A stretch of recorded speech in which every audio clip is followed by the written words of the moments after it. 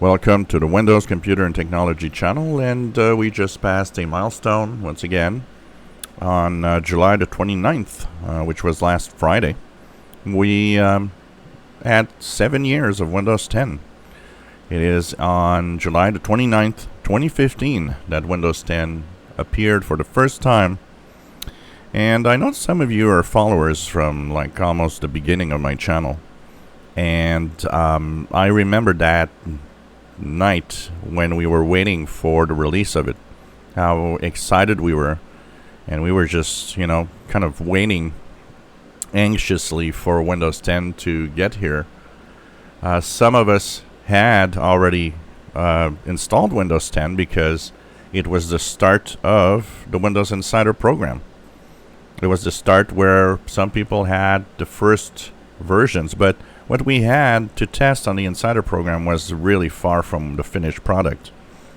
Compared to today, where the Insider program is pretty much testing what we get, but with added features. This is the look it had, and lots of controversy with it. The original Edge, with the icon right here that we see. The controversy of tons of unwanted software and icons that were already there by default, which was something relatively new. The ad, like here, suggested content. It was a, new direction. It was an interesting direction, and also it was a new direction in another way. It was the introduction of Windows as a service. And of course, the other big news was it was free for anybody with Windows 7 or Windows 8. You just, upgraded and it worked. So a lot of firsts for Windows, because before Windows 10, Windows was not free in any way. And you had to either pay for, a boxed copy, which, if you guys remember buying a boxed copy of Windows, I still remember my boxed copy of Windows 95 with something like 23.5-inch discs to install it. And this changed a lot of things. A lot of people were worried. It's like, well, does that mean that eventually we'll have to, pay for Windows every year, a license fee and so on? There's a lot of the fake news of the time. And of course, we were trying to say, nope, it will never be a paid subscription. And Windows cannot be a paid subscription. That wouldn't work. Not for the consumer market. Because people don't realize Windows isn't free. The majority of people that get a new PC have paid a license for it. So it would be a nonsense to have it as a subscription. And, the majority of people are still paying for Windows through a new computer.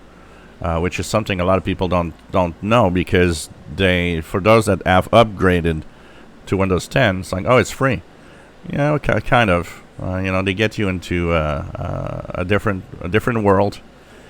The craziness of 2 updates a year, and even at some point 3 updates a year, and these were major updates. It wasn't like you were just getting a little cumulative update and that's good. No, it was major reinstalls that took hours to do.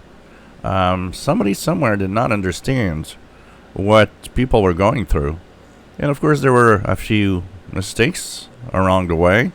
There were weird things, like they decided that we were all creators with the creators updates, and wow, lots of stuff, things that have gone. So the Edge has changed to Chrome version of Edge. Cortana, we could see the little ring, the Cortana ring right here. Ask me anything. And Microsoft thought we would use Windows as a assistant, which I did, actually. I kind of enjoyed Cortana at its basics at the first versions of Windows. I kind of used it as an assistant. I found it interesting. Now, Cortana is probably on the way out at some point. It's not even what it used to be. This is really interesting to see how things are moving on. And of course, that's the first version. And today, well, we have what is this? The reversion. This is 22H2, the latest, greatest version. A lot has changed. Not that much, but a lot has changed. There were, icons were, and many tiles had a new design to them. So there were definitely some changes here. And it's interesting to see where we're going. No more Cortana, pretty much. Even though we see it here in the apps, it's not what it used to be. And of course, there was a redesign, complete redesign, pretty much, of the settings app that is different from what the original app was. So 7 years, and now we're into what is pretty much the quiet zone now for 7 years, because 22H2 is kind of telling us that the future of Windows 10 for the next 3 years, a little more than 3 years that's left, is simply going to be a quiet ride of just no or very few new features. But maybe that's what people want, and that's why people will probably stay on Windows 10 quite a lot. If you enjoy my videos, please subscribe, give us thumbs up. Thank you for watching.